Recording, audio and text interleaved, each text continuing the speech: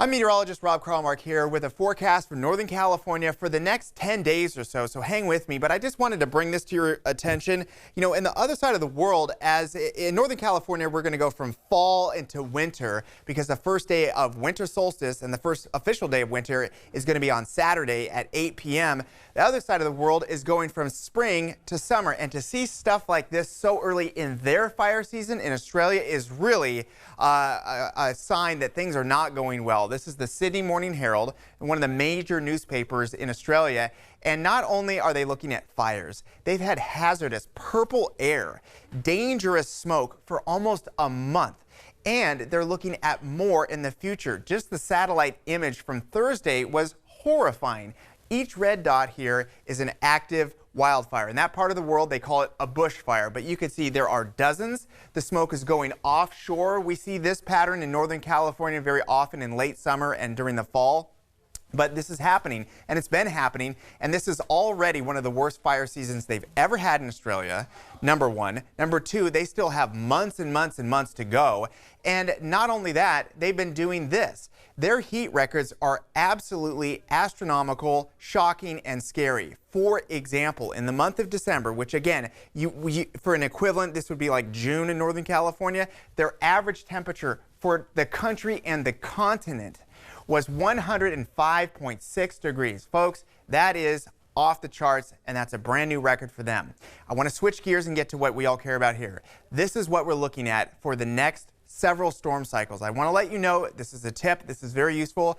Traffic apps are amazing. They can get you around traffic. We also have our own traffic app for ABC 10. You should download it and use it. But if you're trying to find an alternate route, just know that some of those roads, aside from the major highways, are always going through their own weather issues. They're late to get plowed, they've got icy issues, there's no parking, and sometimes they're closed. So remember, the thing that looks good on your app as an alternate may not always be the case. I always say during serious times of impactful weather, just stick to the main roads. There are plows, there's CHP officers available to help you if you get stuck, and tow trucks are going to those roads first before they even think about the side roads. WeatherForce at abc10.com is a place where you can send your weather photos. So let's talk about where we are for the snowpack. I think we're in pretty good shape.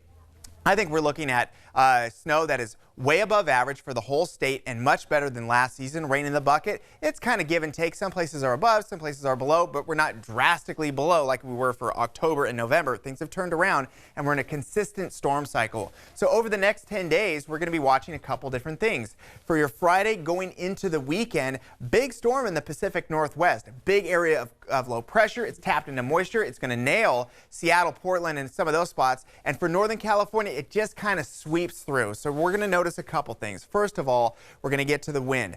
The wind is going to be the first thing that you'll notice. Up high, it's going to be windy. That's definitely going to be an issue driving around. And then it's going to filter down to more lower elevations. So wind is part of the things that you'll start to see unfold on your Saturday. Then we get to the timing out of the rain and the snow. For your Friday, no issues. Travel around, you're good. You're in good shape.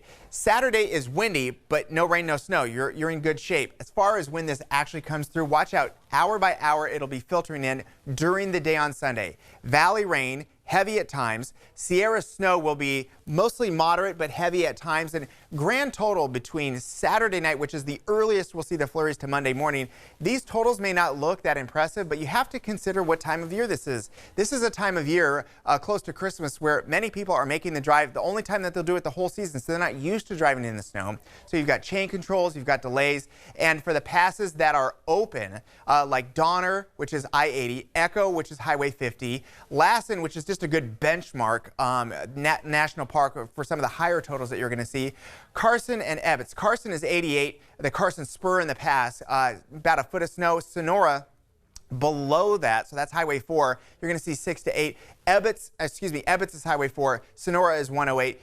Those passes are closed for the winter, but you will notice below that maybe some chain controls as well popping up, trying to get to some of those ski areas like Dodge Ridge or Bear Valley.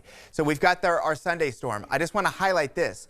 We've got a Christmas storm, and we also have more after that. So I know this looks like it's loaded up with rain each and every day. I would focus on this. Sunday is our rain and snow day. Wednesday is our rain and snow day, which happens to be Christmas. It may start earlier, it may last a little bit longer, but not too much, and then maybe some more after that. So all in all, these are a very important next 10 days for travel, for weather, the combination of those things. So always check ahead for any changes in the forecast. And that's what we're looking at going into this pre-Christmas weekend.